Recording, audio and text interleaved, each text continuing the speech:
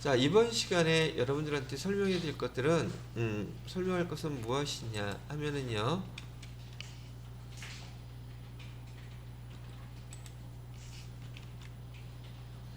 자, 여기 화면에 12번이고 교재 여러분에서 교재에서 아니 뭐 발음이 꼬이냐, 여러분 교재에서 12번 보시게 되면 부동산 임대사업자라고 되어 있어요.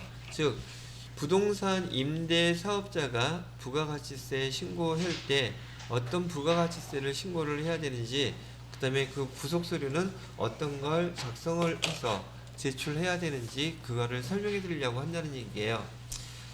교재와 관련된 것은 396페이지 보시게 되면 부동산 임대사업자의 부가가치세 신고라고 되어 있어요.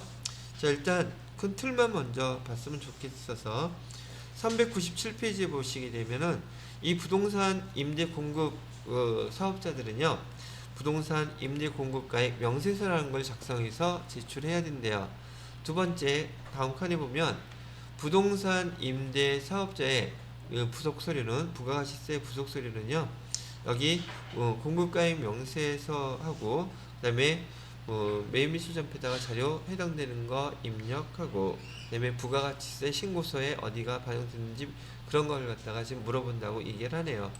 근데 지금 396페이지 맨 밑에 보면은 ICAN, 그래서 거기 우리가 잘 못 들어봤던 간주임대료라는 용어가 나와요.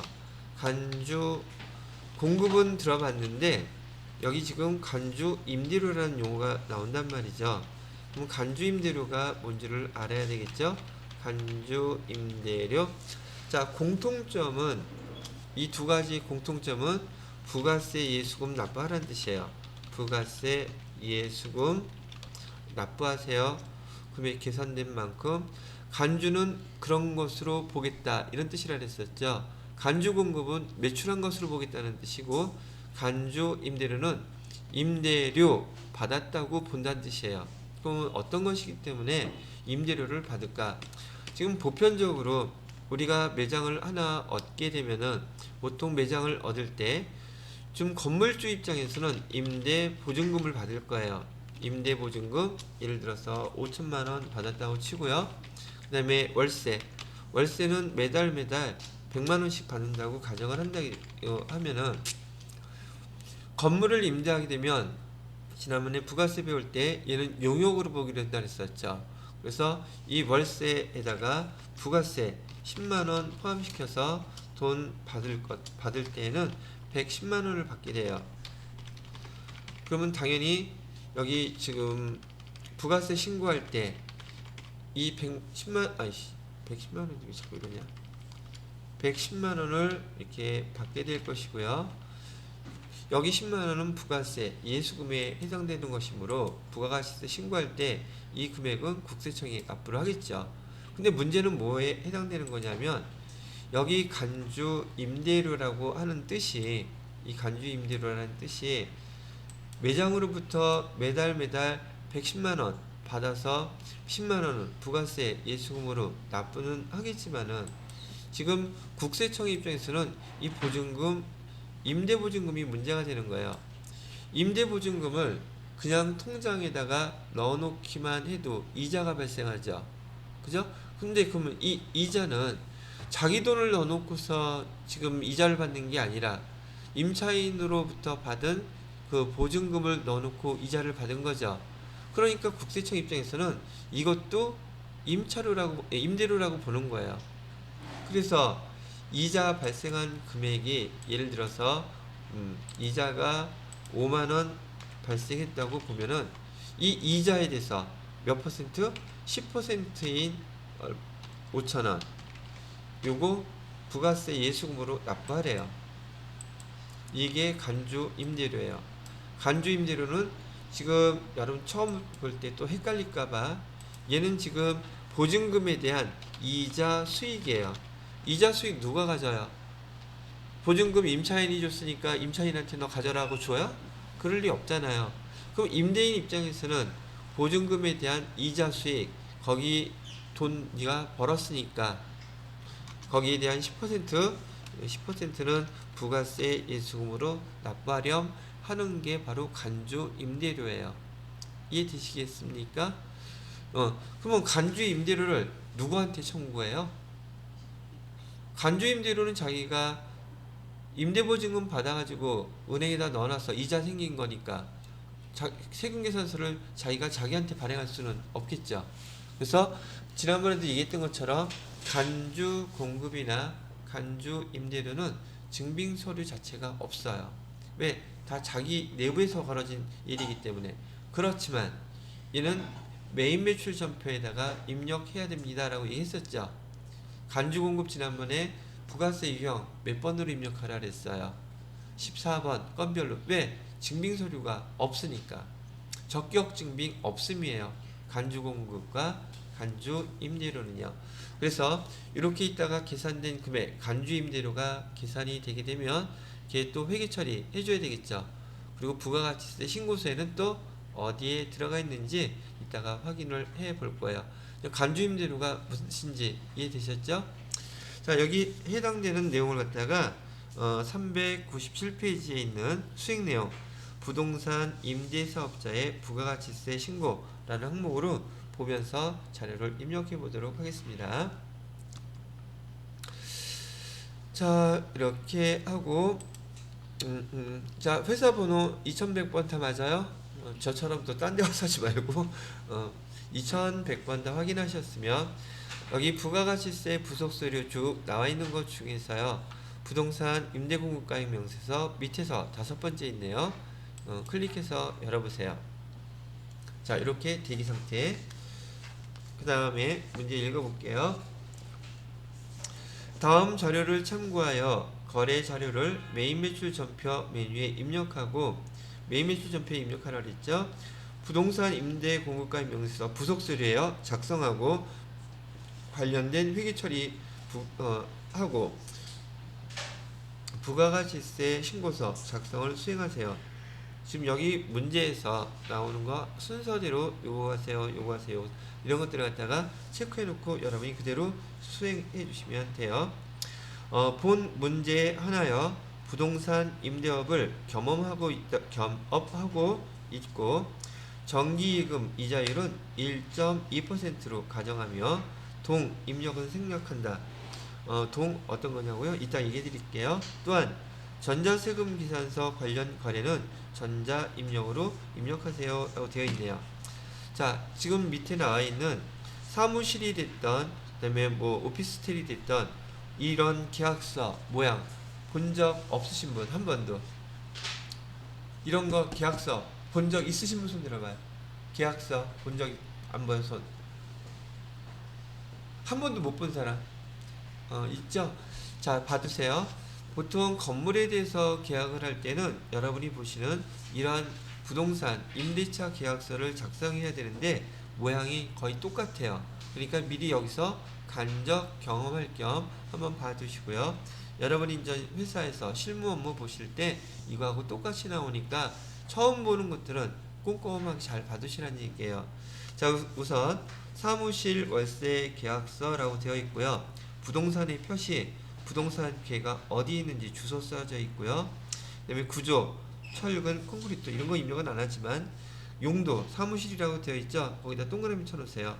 요거 이따 입력해야 돼요. 그 다음에 면적, 면적도 동그라미 쳐놓고 얘도 입력하셔야 돼요. 월세 보증금은 지금 보증금이 5천만 원이라고 나와 있어요. 그래서 매달 내야 되는 월세는 얼마래요? 100만 원이고요. 부가가치세는 별도로 해야 한다고 표시가 되어 있는 거랍니다. 자, 계약금 100만 원은 계약 때 지급하고, 보통 그 부동산에 대한 양도일 때, 즉 부동산을 팔고 사고 할 때는 중도금이 중간에 보편적으로 있지만 이렇게 건물에 대한 임대차 계약을 할 때는 중도금은 별로 보편적으로 없는 경우가 많아요. 계약금 주고서 바로 잔금 주면서 들어가게 된다는 얘기예요. 잔금 4,900만 원은 뭐 나중에 들어갈 때 주겠다고 얘기하는 거고요. 계약기간 보세요. 계약기간은 2021년 9월 1일부터 2021년 9월 1일 24개월로 이게 말이 맞아요?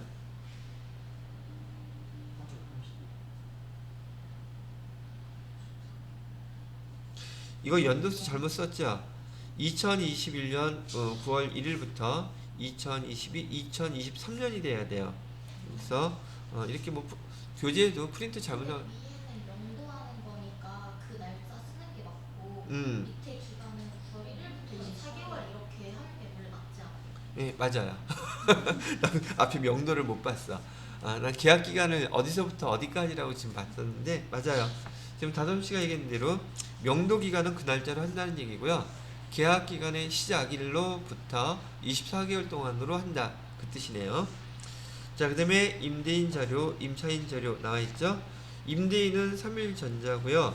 임차인은 기흥성이라는 곳이 있네요. 여기서 본 자료가 우리가 이거 부가가치세 부속 서류 작성할 때 어떤 자료를 입력하는지 한 번, 두 번 복사 하시면 된다는 얘기죠. 자, 다음 페이지 넘겨보시게 되면 지금 9월달 임대료라고 해서 지금 우리 3일전자에서 그 임대료를 청구하는 거네요. 그죠? 그러면 얘는 어디서 입력해야 돼요? 증빙서류가 세금계산서이니까 메인 매출 전표에다 먼저 입력해 주셔야 되겠죠. 자, 그래서 메인 매출 전표 입력 클릭하시고요. 날짜는 9월 10일 날로 되어 있어요. 9월 10일. 그다음에 유형은 세금계산서 발급하는 거니까 11번 해주시면 되겠고요. 품명은 9월 임대료라고 쓰고요. 그 다음에 공급가액은 100만원. 그 다음에 거래처명은 기흥성. 세금계산서 입력해 주시고요. 분계는 얘는 지금 혼합분계로 해줘야 되겠죠. 제품 매출이 아니라 기정 뭐라고 쓰셔야 돼요? 임대료라고 쓰셔야 되겠죠. 임대료 써주시고요. 자, 그 다음에 돈 받았나요? 현금으로 다 받았다네요. 혼합할 필요 없겠다. 그럼 현금 차변에 현금으로 그냥 써주세요. 자, 그러면 주어진 자료에 대한 임대료 청구한 거 메인 매출 전표에다가 입력을 해 보셨어요. 자, 그런 다음에 아까 불러왔던 부동산 임대공급가액 명세서 이를 클릭하시고요. 지금 부동산 임대공급가액 명세서는 부가가치세 신고할 때 우리가 첨부해서 보내야 될 서류인데 9월달이면은 지금 우리 2기 예정 신고 기간에 해당되겠죠? 여기 어디 있나?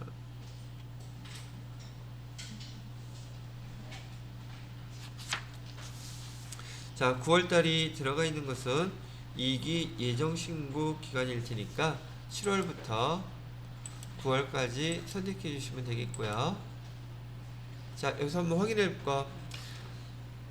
여러분 요 입력하는 화면도 처음 보시는 것인지라 여기 옆에 보시게 되면은 적용 이자율, 이 적용 이자율이 연마다 계속 달라질 수가 있어요. 근데 문제에서 지금 여기 맞춰 가지고 올해 2021년에는 이 적용 이자율이 1.2%예요. 근데 얘를 작년 걸로 만약에 또 한다면 작년에는 1.8%였었어요. 근데 여러분이 요 숫자에 맞춰서 이자율을 적용하고 싶으면 요 위에 보시게 되면 바로 위에 이자율이라고 써져 있죠. 얘를 클릭하셔서 여기서 숫자 바꿔주시면 돼요. 연습할 때에는. 근데 지금은 지금 현재 2021년에 맞게 이자율을 1.2%로 지금 해놨으니까 그대로 써주시면 되겠고요. 그 다음에 여기 자료를 입력해 줘야 돼요. 어떤 자료를 입력해야 되느냐면 우리가 조금 전에 봤던 그 부동산 임대차 계약서에 있는 내용들을 입력해 주는데, 자 봐요. 이 부동산 임대공급가액 명세서 작성 이유 자체가 지금 간주임대료 계산하기 위해서예요. 다시 뭐라고요? 간주임대료 계산하기 위해서. 자, 그러면 일단 상호는 누구한테 빌려줬다 그랬어요? 기흥성이라고 그랬죠? F2 눌러서 기흥성 조회해 보시면 거래처 나와 있을 것이고요. 그 다음에 임대차 공급 계약 명세서 계약서를 한번 보시게 되면 거기 몇 층 몇 호라고 되어 있어요. 2층 호수는 205호 되어 있죠. 원래 이 동을 갖다가 뭐라고 써야 되는지 의견이 되게 많았었어요. 예를 들어서 아파트 단지 같은 곳이어서 101동, 102동 동이 구분되어 있다면 그거 쓰면 되겠는데 아파트 임대할 때 아파트 단지 그런 게 아니라 일반 그런 주소지라면은 거기에 1동, 2동 그런 게 있겠어요? 없겠어요? 없단 말이에요. 그러면 여기 나와 있는 것처럼 거기는 뭐라고 나와 있어요? 효창동이라고 되어 있죠. 그래서 어떤 곳에서는 여기 뭐 효창동을 쓰고 아주 상황이 되게 웃겨졌단 말이죠. 쓸 때 목적은 사실 그거는 아니었던 것 같은데 그래서 여기서 쓸 때는 거기 뭐라 그랬어요? 동입력은 생략하기로 했다 그랬죠. 하도 분분하니까 물론 얘를 뭘 써도 채점 대상은 아니었었어요. 근데 여기서 의도는 저기 건물 그 집합 건물이었을 경우 뭐 A동이라든지 B동이라든지 뭐 1230동이라든지 뭐 그런 거를 구분하기 위했던 것이었었는데 임대업을 하다 보면은 그런 건물만 있는 것이 아닌지라 지금은 동 입력은 생략한다 그러고 만약에 여기 동을 입력하라 그러면 여기 같은 경우는 몇 동 몇 동 구분이 없죠.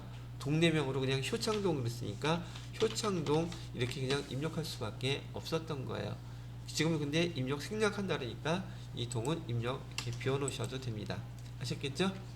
자, 그 다음에 요 옆에 등록사항을 보시게 되면 사업자 등록번호는 등록이 되어 있고 그 면적 있죠. 아까 계약서에서 면적 몇이라고 그랬어요? 82, 예, 그렇게 입력해 주세요. 용도는 뭐에 사용하게 됐어요? 사무실 입력해 주시고요. 임대 기간은요. 2021년 9월 1일부터 24개월이라고 했으니까 2023년 8월 31일까지 이렇게 입력해 주시면 되겠죠? 보증금은 얼마래요? 5천만원. 또 4,900만원 보고 4,900만원 쓰면 안 돼요. 계약금은 아까 100만원 줬었죠? 그래서 5천만원이었었어요. 자, 이렇게 입력했고요. 입력하고 나니까 여기 임대 그 기간 수입이라고 거 보이시나요? 요 밑에 임대 수익 금액이 기준이 지금 날짜가 며칠이에요?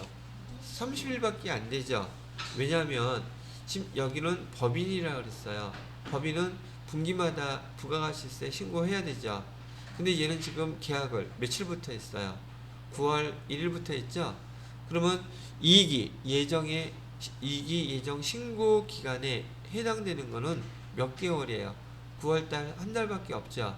그래서 지금 한 달 거밖에 계산이 안 된 거예요. 그러면 이자 계산도 5천만 원에 대해서 이자율 1.2% 계산해서 한 달치 이자만 계산을 했겠죠. 이해되셨어요? 자, 그럼 여기 한번 결과를 보세요. 5천만 원에 대해서 보증금, 5천만 원에 대해서 30일 동안 이자를 받은 금액이 지금 1.2% 계산해서 여기 49,315원 계산된 게 이게 뭐예요?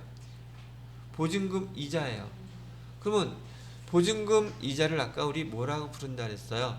임차인으로부터 받은 임대료의 일부로 본다 그랬죠. 그러면 여기에 10% 부가세 내라고 그랬던 거죠. 이자가 계산된 금액, 이 금액의 10%가 부가세 예수금이에요. 이해되심? 부가세 예수금은 얼마가 나오겠습니까? 4,930원 정도 나오죠. 그죠? 내용, 여기서 쓰여진 내용을 갖다가 작성된 부동산 임대공급가입 명세서에서 작성된 내용에 대한 결과와 숫자 의미를 이해를 하시란 얘기예요. 자, 그럼 이 금액 자체를 쓰는 게 아니에요. 이거 부가세 납부할 때 이 계산된 금액의 10%를 갖다가 부가세 예수금으로 납부해야 된단 말이죠. 자, 그러면 이 결과를 우리는 전표에다가 입력해야지 되는데 어디에다가 이 결과를 입력하면 되느냐 하면요. 얘 증빙서류는 있겠어요? 없겠어요? 없다 그랬었죠? 얘는 지금 적격 증빙 없어요. 간주 임대료는. 그래서 다시 한번 정리해드리면 간주 임대료는요. 증빙서류가 없어요. 적격 증빙 없기 때문에, 근데 부가세와 관련이 있기 때문에 자료를 입력할 때는 매입 매출전표 입력에다가 입력하셔야 되고요. 증빙서류가 없으므로 부가세 유형을 선택할 때는요 14번 건별을 사용해서 입력을 합니다. 건별을 사용해서 입력하게 되면 물론 공급가액은 4만 써야 되나? 공급가액을 입력할 때요 여기 나와 있는 49,315원 이렇게 입력하셔야 되고요. 그 다음에 세액은 4,931원 이렇게 입력을 하셔야 된단 말이죠. 됐습니까? 그러면 얘는 지금 여기 간주 공급 계산된 거에 대한 자료를 입력한 거죠. 그럼 얘에 대한 또 뭘 해줘야 돼요? 회계 처리해줘야 되죠. 회계 처리할 때 주의하셔야 될 거, 회계 처리는 세액만 해주면 돼요. 공급가액은 해줄 필요가 있다 없다? 없어요? 세액만 얼마요? 4,931원이었죠. 여러분이 여기 메인 매출전표에서 여지껏 입력해 보셨던 것처럼 자료를 공급가액 세액 이렇게 입력하게 되면 밑에 회계 처리할 때는 당연히 제품 매출로 뜨겠죠. 근데 제품 매출 필요가 있겠어요? 없겠어요? 없어요. 그래서 차변에 부가가치세 세액 납부하는 4,931원은 건물주가 자기가 내야 되는 거죠. 그러면 그 건물주 입장에서 부가가치세 예수금을 내는 것은 세금이죠. 그래서 계정은 세금과 공과라고 처리합니다. 세금과 공과 4,931원. 대변에는 뭐만 남겨놓은 거예요? 부가세 예수금만 남아있겠죠. 4,931원 이렇게요. 되셨어요? 자 그러면 저는 구경하고 있을 테니까 이거 지우면 없어지니까 여러분들은 지금 메인 매출 전표 입력 클릭하셔가지고 부가세 유형 14번 건별로 선택한 다음에 품목은 뭐 간주임대료라고 쓰시면 되겠고요. 공급가액 세액 이렇게 입력을 쭉 하세요. 그리고 밑에 회계 처리할 때 이렇게 회계 처리를 직접 지금 해보세요.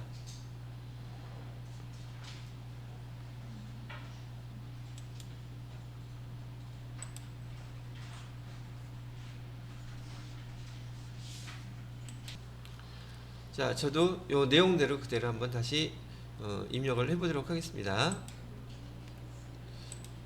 메인 매출 전표 입력에 가서 입력해 주셔야 되겠죠.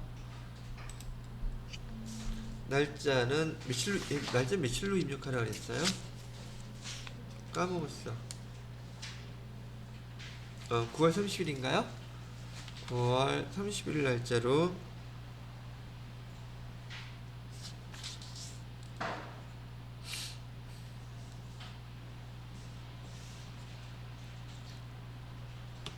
유형은 14번 건별이고 여기 간주 임대료 저는 이렇게 쓰겠어요. 간주 임대료라고 쓰고요. 49,315원 그랬더니 이게 나눠지지 49,315원 떴어야 되고요. 4,931원 그 다음에 분계는 혼합으로 해놓고서요. 여기 차변으로 바꿔주시고 얘를 세금과 공과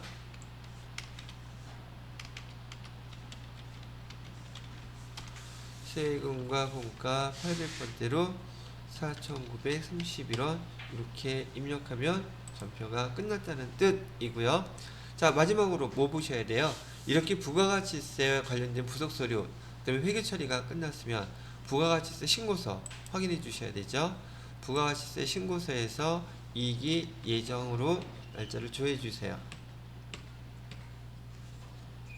여기 아니오 누르셔야 되겠죠. 아니오 누르시게 되면 지금 우리가 14번 건별로 입력했던 여기 매출과 관련된 데서 여기 기타에 보시게 되면 54만 9천 나와 있는 이 금액 얘를 클릭해 보세요.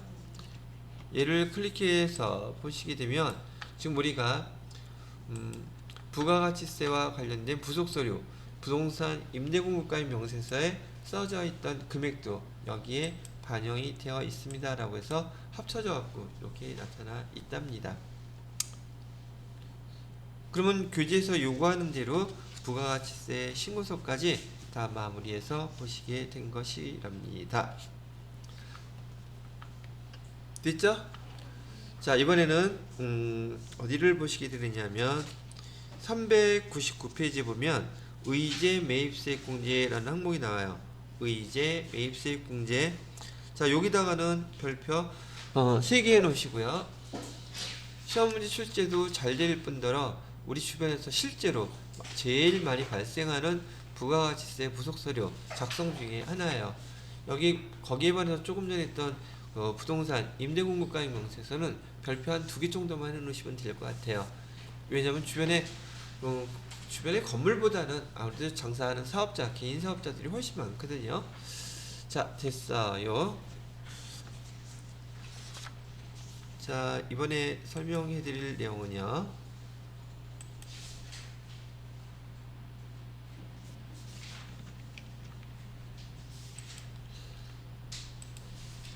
자, 지금 여기서 보시는 13번째 항목이에요. 13번째 항목인 의제 매입세액 공제라고 하는 걸 설명해 드릴 건데요.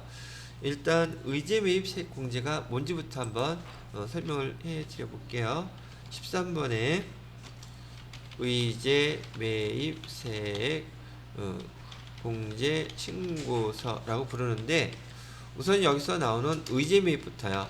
의제 매입이라고 하는 것은 지금 앞에서 배웠던 간주라는 용어도 그렇게 보겠다, 매출한 것을 보겠다는 뜻이고요. 판매한 것으로, 의제 매입은 매입한 것으로 보겠다 이런 뜻이에요. 그건 매입을 하겠으면 매입세액을 인정해 주겠다는 뜻이겠죠. 아까는 간주 공급이라든지 간주 임대료의 경우에는 판매한 것으로 보고 매출이 임대료를 받은 것으로 봐서 부가세 예수금 납부하라는 뜻이라 그랬었잖아요. 근데 반대로 얘는요, 의제 매입은 매입세액은 없는데 매입세액이 있는 것처럼 그걸 인정을 해주겠다는 뜻이에요. 그러면 얘는 어떤 때 의제 매입을 사용하게 돼요? 라고 한다면, 얘는 우리가 보편적으로 사업자이긴 한데요. 지금 일단 음식과 관련된 사업자, 음식점이라고 한번 예를 들어 볼게요. 음식점이 제일 대표적이니까. 음식점인 경우에는 음식을 만들 때 주로 뭘 가지고서 음식을 만들던가요? 흙으로 만듭니까? 나무로 만듭니까? 쇠로 만듭니까? 다 우리가 먹을 수 있는 것들로 만들게 되겠죠. 즉 식료품이란 얘기예요. 근데 우리가 배웠을 때 식료품은 대부분 면세 품목이었었죠. 그래서 이 의제 매입세액은 결국 뭘 뜻하는 거였었느냐면, 지금 면세 품목을 사다가 면세 품목으로 얘를 가공하여서 지금 과세 품목으로 매출을 판매를 하게 된다면, 저기 부가세 예수금은 생기지만 면세 품목을 사왔으니 매입세액은 있겠어요? 없겠어요? 당연히 없겠죠. 그러니까 이렇게 면세 품목을 사다가 과세 품목으로 만드는 그런 업종인 경우에 사갖고 온 면세 품목에 대해서 일정한 퍼센테이지를 부가세 매입세액으로 인정을 해서 공제를 해주겠다라고 하는 뜻이랍니다. 자, 내용은 설명 이렇게 했으니까 사례로 한번 이렇게 보여드릴게요. 이번에는 우리 주변에서 우리 누구한테 물어볼까? 우리 미주 씨가 제일 답변을 잘하니까, 저녁에 제일 먹고 싶은 거, 잘 땡기는 거 뭐 있어요? 맞지, 치킨. 치킨을 갖다가 파는 매장들이 우리 주변에서, 이게 우리나라만 많은 건 사실 아니더라고요.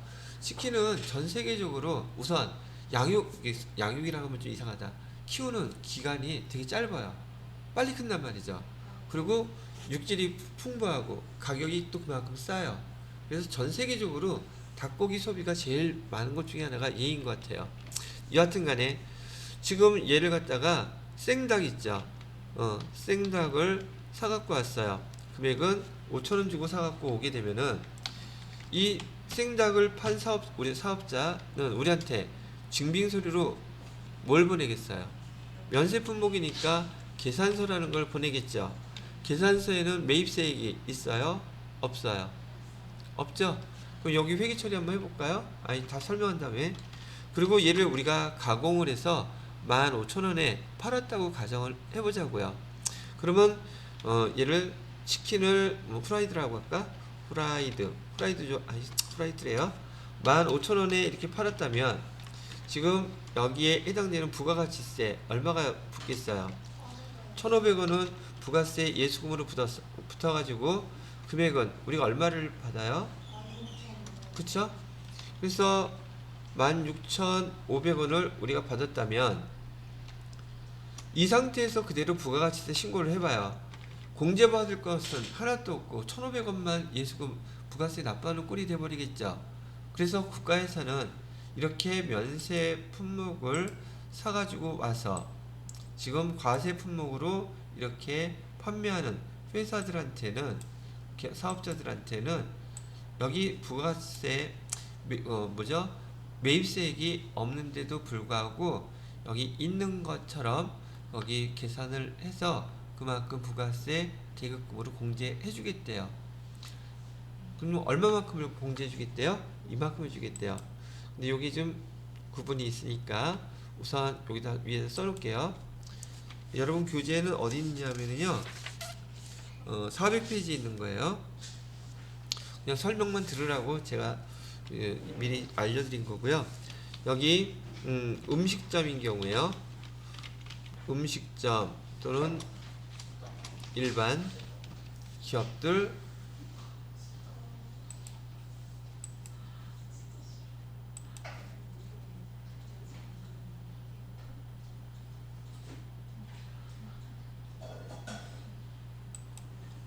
자, 개인, 그다음에 법인, 유흥업소,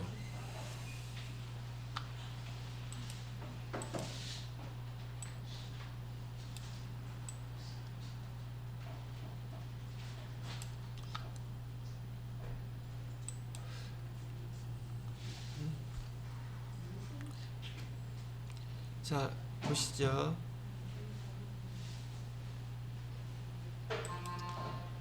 자, 음식점을 하는 개인 사업자들한테는요, 보편 음식점은 아까 얘기했던 것처럼 식료품을 사갖고 와서 걔를 가공해서 팔잖아요. 근데 이것도 하나 물어보고 싶다. 음식점에 가서 여러분이 음식을 먹었어요. 닭발을 먹었는데 거기 돈 내죠. 그럼 거기에 과세 품목이 되는데 음식 값에 대한 대가를 지불한 걸까? 그 음식을 만든, 즉 제가 물어보고 싶은 거는 재화냐 용역이냐를 구분해 보라는 거예요. 그 음식이 공급할 때 우리가 돈 내는 대가가, 우리가 지불하는 대가는 재화에 대한 대가를 지불하는 것일까? 요리사의 음식 솜씨 그거에 대한 대가를 지불하는 것일까?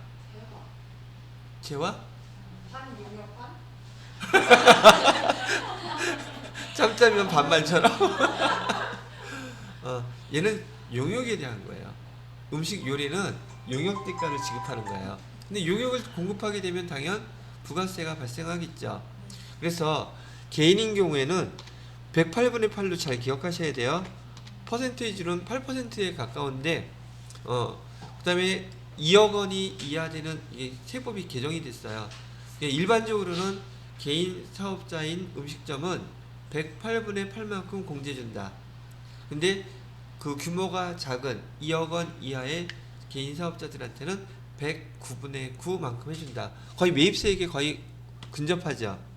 그래서 109분의 9. 중심적으로 기억해야 될 것은 보편적인 게 108분의 8만큼이라고 기억하시고요. 법인은 개인 사업자들보다는 그래도 좀 형편이 낫죠. 얘는 6%라고 생각하시면서 분수로 따질 때는 106분의 6 이렇게 기억해 놓으세요. 그 다음에 유흥업소. 유흥업소에서도 과일 안주라든지 찌개라든지 이런 거 마찬가지로 조리해서 파는 것들 많이 있죠. 근데 얘는 2%만 해준대요. 102분의 2.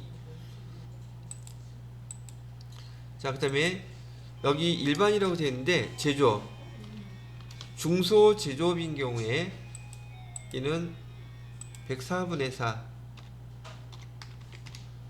그 다음에 일반 기업들은 102분의 2.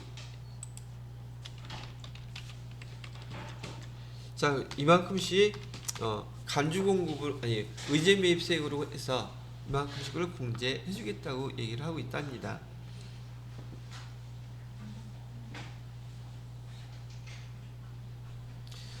자, 여기까지 하고 잠깐 쉬었다가 마무리 설명해 드릴게요. 자, 지금 그래서 여기 의제 매입세 공제 신고서에서는 이 의제 매입이라는 게 어떤 상황인지를 갖다 먼저 이해하시기를 바라고요. 지금 공제해주는 그 비율이 어느 정도 된다는 것도 대략 감을 갖고 계시면 도움이 될 것이겠지만은 뭐 개인적으로 회사에서 보편적으로요, 우리 주변에 매장들이 개인 음식점들이 제일 많아요. 그래서 금액으로 따졌을 때 2억 이상과 이하로 108분의 8, 109분의 9 이 정도 된다는 거고요. 지금 우리 TAT 2급에서는 제조업이기 때문에 얘는 앞에서 이론에 대한 문제로 많이 나오는 파트이고요. 여기 공제율을 따질 때 우리 일반 제조업, 중소제조업이라고 보통 불러요. 우리 그 공제율은 104분의 4라는 거 참고로 알아두세요. 자, 그렇게 해놓고서는 여기 증빙서류들 받은 거 매입 매출 전비다가 입력하고 여기 의제 매입세 세액을 갖다가 계산을 해야 되는데, 얘도 아까 우리 그 매입세 공제 계산했던 걸 잠깐 떠올리면서 한번 좀 말로만 할 테니까 한번 들어보세요. 의제 매입세액은 지금 매입세액 자체가 아예 없죠. 면세품목 사갖고 올 때 부가세 대급금 자체가 없었단 말이에요. 그럼 이거 의제 매입세 공제신고서를 작성하면 공제할 수 있는 금액이 계산이 되겠죠. 그럼 그 금액을 회계 처리해야 되겠죠. 차변에 뭐라고 써야 되겠어요? 공제해줄 금액이니까 부가세 대급금이라고 써야 된단 말이죠. 왜냐면 이게 공제해줄 거니까. 근데 지금 우리 매입세 여기 면세품 사갖고 왔을 때는 차변에 매입세액 자체가 아예 없었죠. 여기 의제 매입세 공제 신고서에서 아직 계산은 안 해봤지만 계산 결과가 나왔다고 가정을 해보는 거예요. 왜냐면 회계 처리에 대한 내용을 먼저 이해를 해야지 이따가 계산된 금액을 보고 회계 처리하시지 않겠냔 말이죠. 자, 의제 매입세 공제 신고서 작성했더니 개인 제조업인 경우에 여기 10만 원이 이렇게 계산이 나왔다고 쳐요. 20만 원은 지금 부가세 매입세액으로 부가세 대급금으로 공제해 주겠다는 뜻이잖아요. 그래서 얘를 회계 처리를 할 때는 여기 차변에다가 부가세 대급금 없었지만 있는 것처럼 간주에 여기 의제를 해서 10만 원 쓰고, 대변에 이 처음에 치킨 사갖고 왔을 때 이 업체에서는 계정명을 무엇이라고 썼겠어요? 그러면 원재료 이만큼 줄어드는 거죠. 그래서 여기다가 원재료 10만 원 이렇게 써주시는 거예요. 근데 이 원재료는 재고자산이잖아요. 뭐 들어가야 돼? 타계정 대체. 그죠?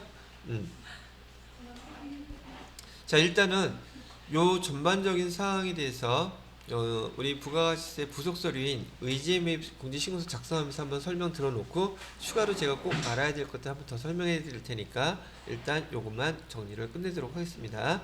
자, 교재는 400페이지 볼 거예요. 교재 400페이지에 나와 있는 이 예제를 한번 입력해 보도록 하겠습니다. 자, 문제 읽게요. 다음 자료를 참고하여 거래 자료를 매입 매출 전표 메뉴에 입력하래요.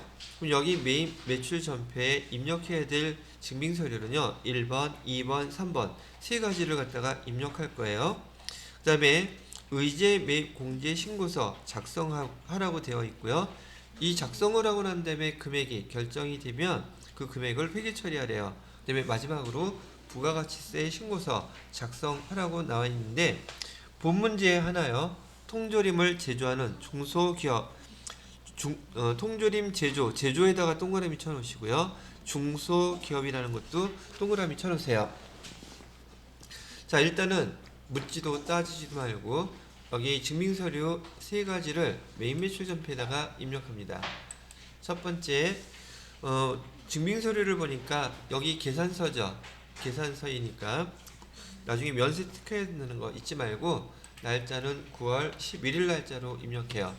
유형은 매입인데 매입에서 증빙서류가 계산서이니 53번 면세를 선택해야 되겠죠.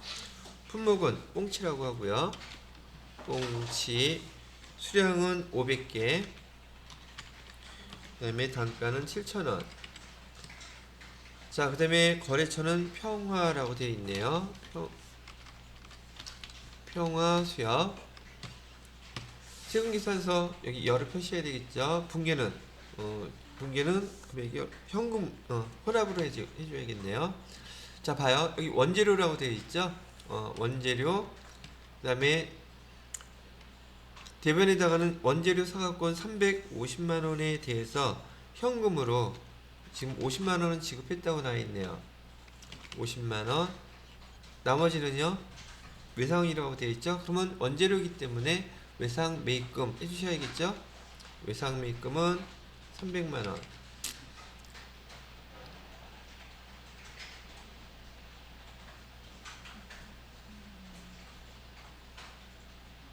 자, 됐어요.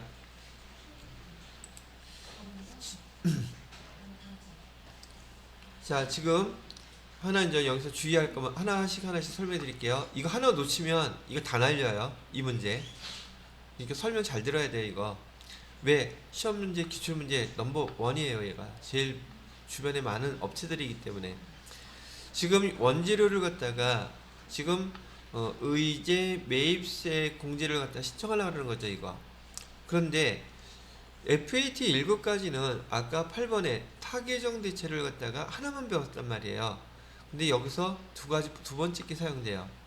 여기 원재료에 대해서 얘는 적요란에다가 지금 의제 매입세 공제 신고 대상이라는 걸 표시해 줘야 돼요. 그게 적요란의 번호가 6번이에요. 몇 번이라고요? 6번을 반드시 표시를 해 주셔야지 부가가치세 부속서류를 작성할 수 있어요. 즉 의제 매입 공제 신고서에 반영하는 방법인 거예요. 얘가 적요 몇 번이라고요? 6번. 이렇게 해놔야지 이따가 부속서류 작성하는 의제 매입세 공제 신고서를 불러오기를 하게 되면 여기서 6번 이렇게 적용됐던 게 그 신고서에 반영이 된단 말이죠. 그래서 적요 처음 나왔어요. 적요 6번도 있다는 거. 자, 그렇게 해놓고 두 번째 거 입력하세요. 401페이지에 보시게 되면 이번에는 증빙서류를 보니까 신용카드로 결제를 했네요. 통조림 제조에 사용할 원재료 정어리래요. 또 원재료에도 동그라미 해놓으시고요. 50상자를 강남마트에서 구입하고 BC카드로 결제했다 그러는데 여러분들은 이제 저기 의식적으로 신용카드가 됐던 아니면 현금 영수증이 됐던 저기 불공사항에 해당되는지 안 되는지 신경 쓰셔야 돼요. 그렇죠? 실무에서도 당연히 신경 쓰셔야 될 것이고요. 날짜는 며칠로 되어 있는가 봤더니 9월 12일로 되어 있고요. 얘는 지금 불공사항 아니니까 매입 매출 전표에다가 그냥 입력해 주셔야 되겠죠. 자, 부가세 유형은 매입에서 카드로 결제에 따랐으니까 카과 선택해 주시면 되겠고요. 신용카드는 BC카드라고 했습니다. 그 다음에 수량, 품목은 정어리, 원재료라고 그냥 쓰시면 되겠고요. 원재료, 수량 이런 거 몰라요. 금액은 100만원.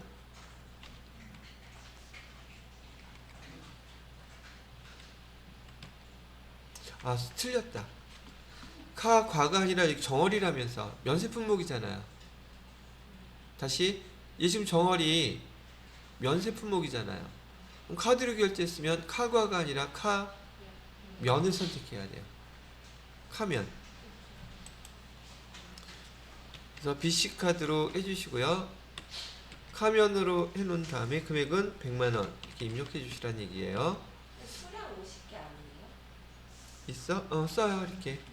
여기도 참 할 때 여기 의제매입 공제신고서 작성하기 위해서 얘는 수량하고 단가 반드시 필요하거든요. 그래서 여기 수량은 50개라고 그랬죠. 그럼 100만원을 50개로 나누게 되면 금액은 얼마짜리가 되겠습니까? 2만원? 2만원 이렇게 써주세요. 다시 의제매입 공제신고서 작성할 때 이 수량 단가 계산해서 꼭 입력하세요. 자, 거래처는 어디라 그랬냐면 강남마트라고 돼 있고요. 그 다음에 세무계산서는 필요 없고 분계는 카드로 결제했죠. 카드로 결제. 그러면 원재료. 자, 여기도 못 빼먹으면 안 돼요. 여러분 이거 잘 빼먹어야죠. 6번 잊어버리면 안 된다고요. 그래서 얘도 마찬가지로 있다가 의제매입 공제신고서에 반영을 시켜야 될 항목이기 때문에 여기다가 6번 이렇게 해주신 거고요.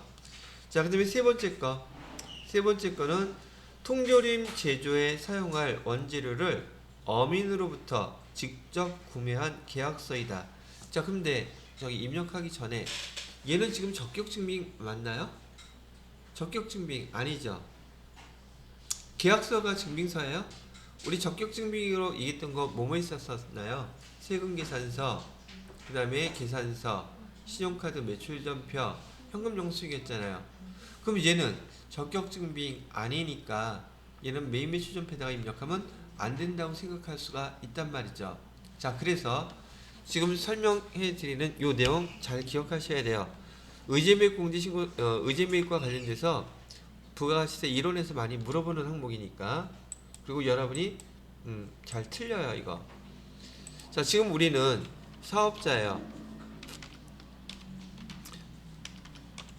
사업자인데 이 사업자가 사업자로부터 지금 품목을 갖다가 매입을 하고 있어요.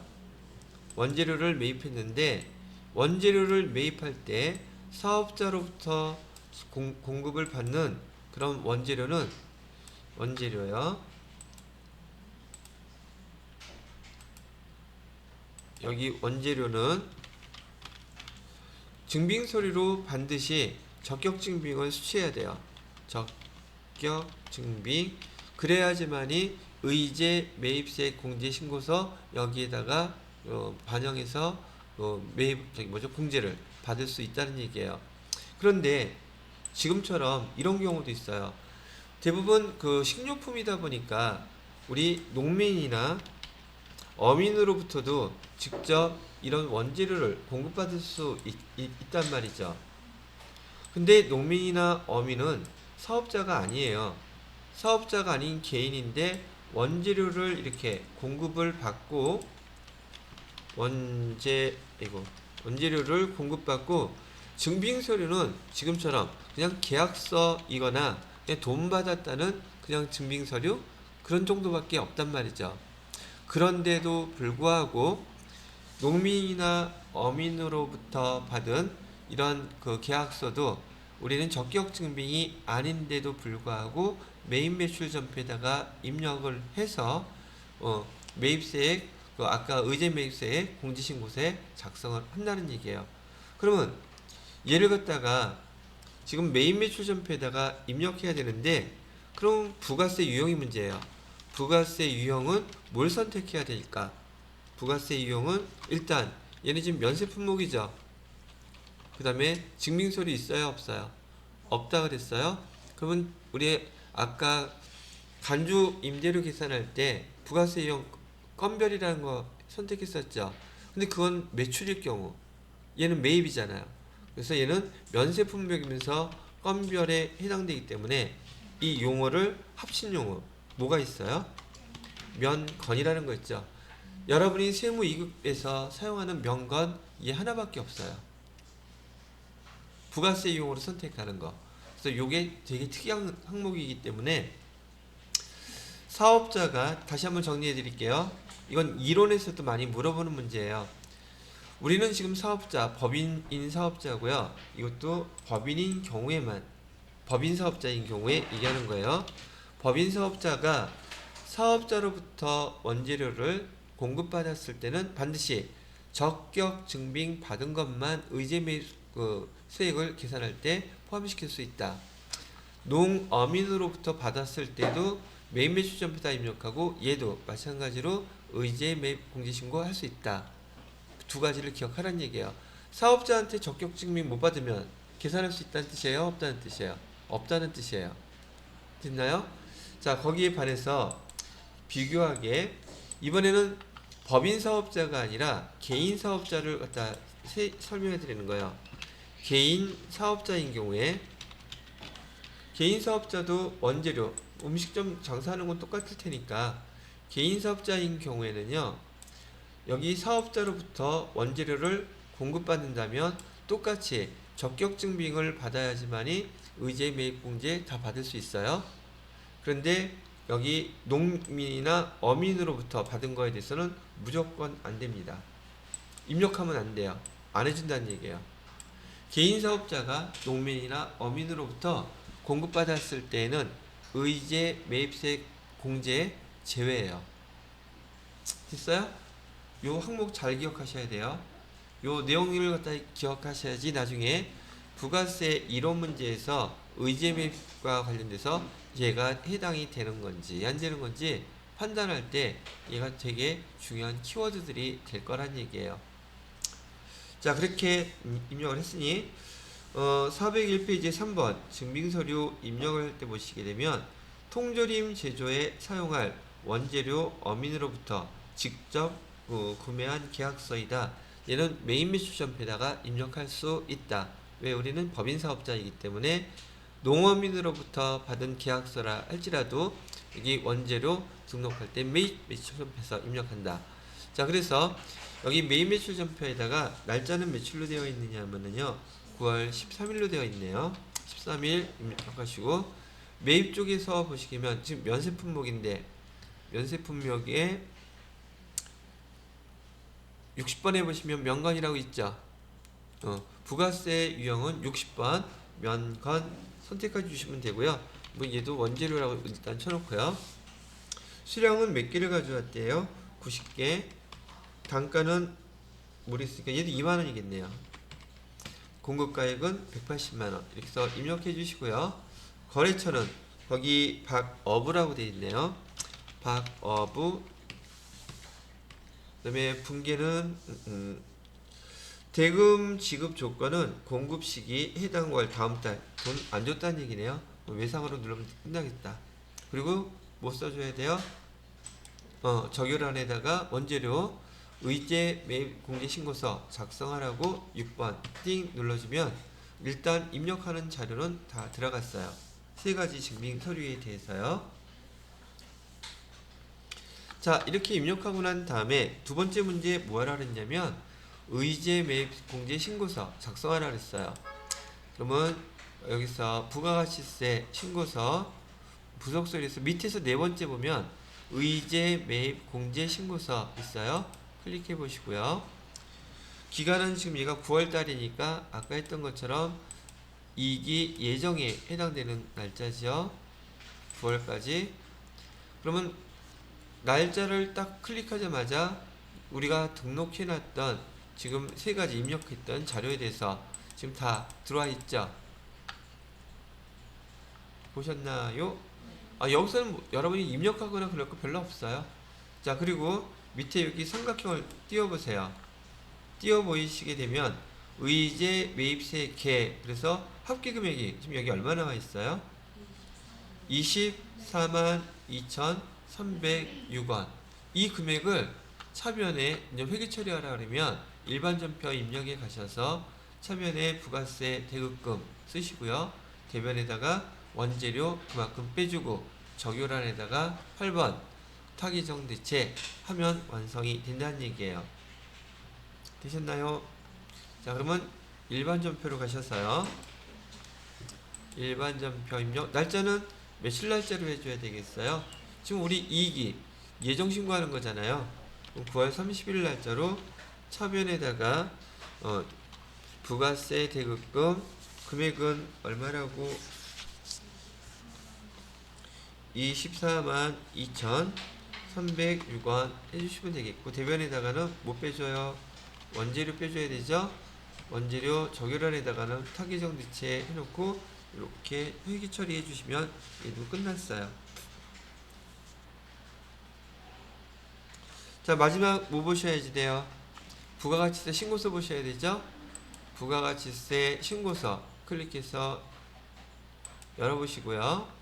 날짜는 똑같이 2기 예정 여기 아니오 누르셔야죠. 왜 지금 우리가 또 하나 저기 자료 넣었죠. 의제 매입 공제 신고서. 자 보세요. 의제 매입 공제 신고서는 매입세액을 불공제하겠다는 얘기예요. 공제해주겠다는 얘기예요.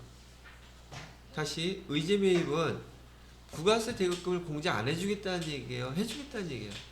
그럼 여기서 매입 쪽에서요. 아까 우리가 배울 때는 매입세액 불공제를 보기 위해서 공제받지 못할 매입세액 여기를 봤었잖아요. 근데 여기는 지금 의제 매입세액 공제신고서는 요 위에 있는 그 밖에 공제 매입세 공제를 해주겠다는 뜻이니까 얘를 클릭해 보셔야 된단 말이죠.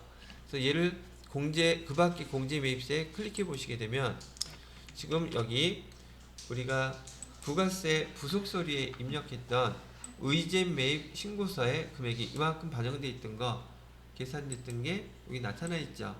그 금액이 여기에 지금 들어와 있는 거고요. 되셨나요? 얘도 자료만 정확히 입력하면 부가가치세 신고서 작성하는 것이 아니라 조회하는 거예요. 그런데 이렇게 보는 게 좀 불편하면 그 밖에 공제 매입세액을 더블 클릭해 보세요.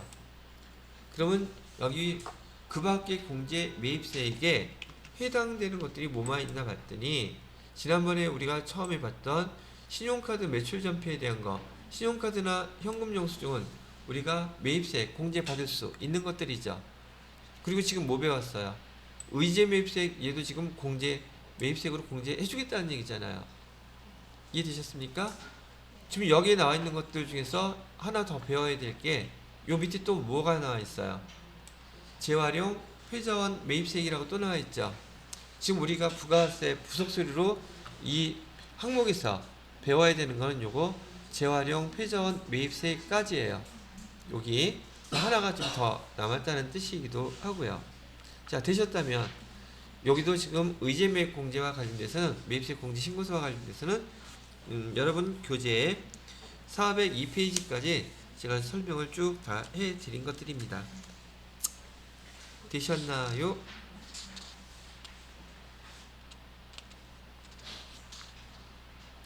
자, 되셨으면 이번에는 403페이지 보세요. 403페이지에 보시게 되면 지금 조금 전까지는 지금 다시 한번 이 화면으로 해놓고요.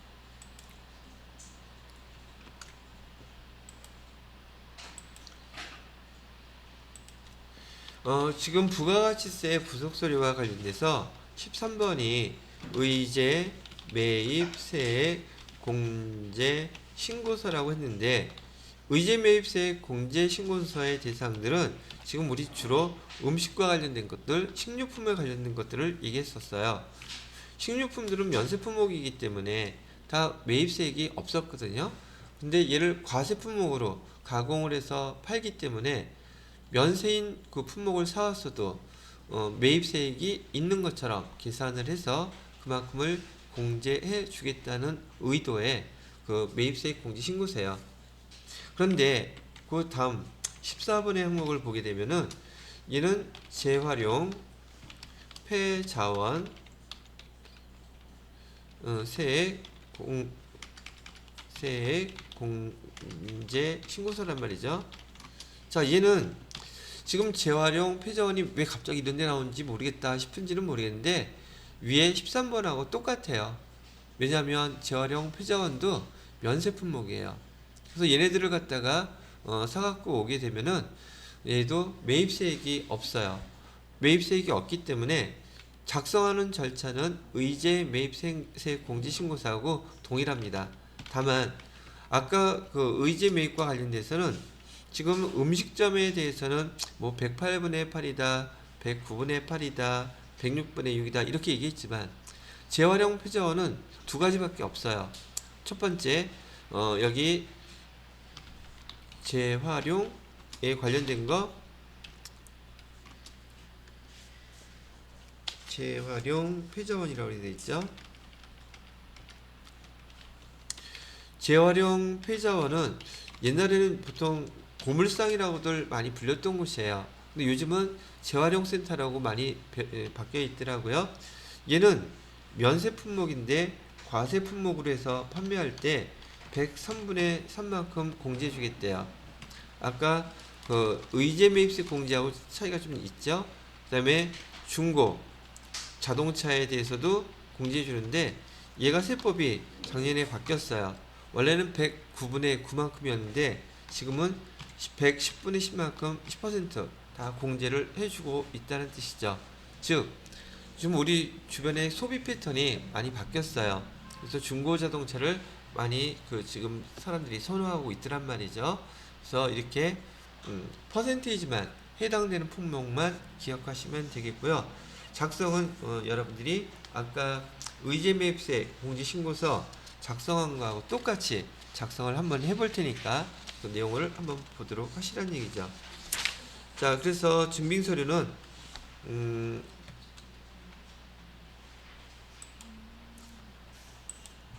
교재는 404페이지, 403페이지부터 한번 읽어볼게요. 우리가 수행해야 될 거.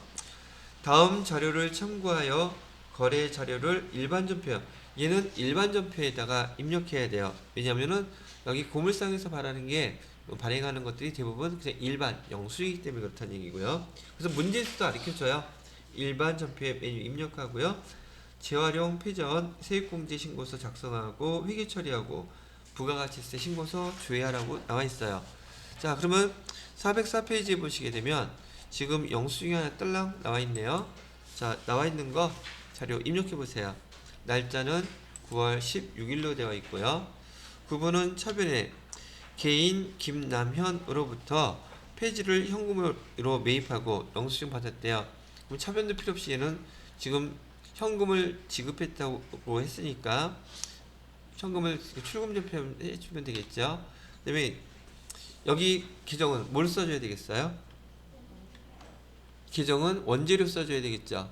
얘를 갖고 지금 뭔가를 만들어서 파는 것이기 때문에 원재료 써주시고, 자, 그 다음에 여기도 적요란에 자, 아까 적요란 6번 쓴 것은 의제 매입세 공제신고서로 가라는 뜻이었겠죠. 얘는 똑같은 성격이긴 한데 똑같이 의제 매입 공제신고서에 보내면 얘는 우리 재활용 폐자원 중고자동차 요리해 먹겠다는 뜻이잖아. 얘는 서식이 다른 게 있어요. 걔는 7번이에요. 재활용 폐자원에 대한 것은 적요번호가 몇 번이다? 7번이다. 의제 매입세액은 6번, 재활용 폐자원에 대한 매입세액은 7번. 원재료를 갖다가 그쪽으로 보내주는 건 똑같아요. 금액은 얼마라고 되어 있냐면 48만원이라고 나와 있죠. 자, 이렇게 하면 회계 처리는 끝났고요. 그 다음에 거래처 코드가 참, 그리고 주의해야 될 거, 여기 원재료인데도 불구하고 거래처 꼭 써주셔야 돼요. 거래처.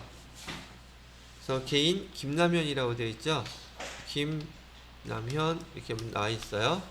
원재료임에도 불구하고 이 원재료를 누구한테 사왔는지 거래처를 입력해야지 얘가 반영된다고 하니 잊지 말고.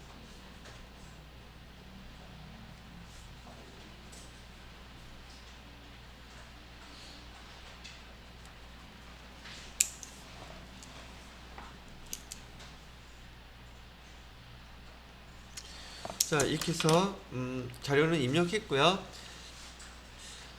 거래 내역을 입력했으니까 이번에는 부가가치세 부속서류 봐야 되죠. 밑에 의제 매입세 공제신고서 밑에 보게 되면 재활용 폐전 매입세액 신고서 있어요. 클릭. 그 다음에 기간은요, 얘도 마찬가지로 2기 예정 7월부터 9월까지 선택. 그럼 내용 그대로 반영되어 있죠. 자, 여기 매입세 공제에 해당되는 금액 얼마라고 나와 있어요? 13,980원 나와 있죠. 그죠? 이거 매입세액으로 공제해 주겠다는 뜻이잖아요. 그죠? 자, 그러면 얘도 어디 가서 입력해 주시면 되겠어요?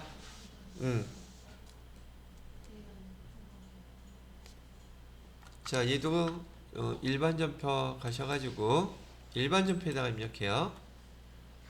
날짜가 며칠 날짜냐? 9월 30일 날짜로 해줘야 되겠죠? 9월 30일자로 차변에다가 지금 부가세 대급금 우리가 공제 주기로 하는 거니까 부가세 대급금 써주시고요. 금액은 13,980원. 대변에다가는 원재료 빼줘야 되겠죠?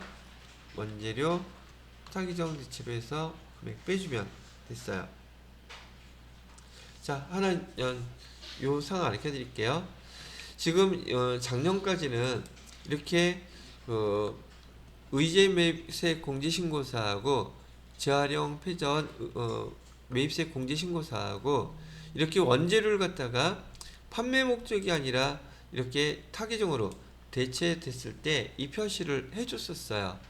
근데 지금은 이 회계 프로그램이 지금 업그레이드가 돼가지고 여기 의제 매입 공제신고서와 재활용 폐전 매입세에 대해서는 이거 입력해 주지 않아도 된대요. 그럼 이거 안 해도 예 맡겨준다는 얘기인데, 문제는 이 회계 프로그램에서만 그렇고 다른 회계 프로그램에서는 아직도 안 되는 게 있더란 말이죠. 근데 이렇게 했다고 해서 틀렸다고 하지 않기 때문에 이거 배우실 때는 왜 차후에 나중에 전산 세무 이국 공부할 때 이거 또 나오거든요. 그때는 이거 안 쓰면 틀리니까 지금 쓰는 걸로 기억해 두시라고 제가 알려드리는 거예요. 아시겠죠? 근데 여기 TAT 시험에서는 이거 안 써도 맞게 해준대요. 자, 여기까지. 그래서 지금 여기 재활용 폐전 매매 공제세액 대상에 대한 회계 처리까지 다 마무리가 끝났어요. 그 다음에 그 15번에 있는 대손세액 공제는요, 좀 설명할 거리가 좀 있는지라 이건 다음 시간에 하기로 하고 이번 시간은 여기까지만 설명하고 마무리할게요. 그럼 여러분들은 뭘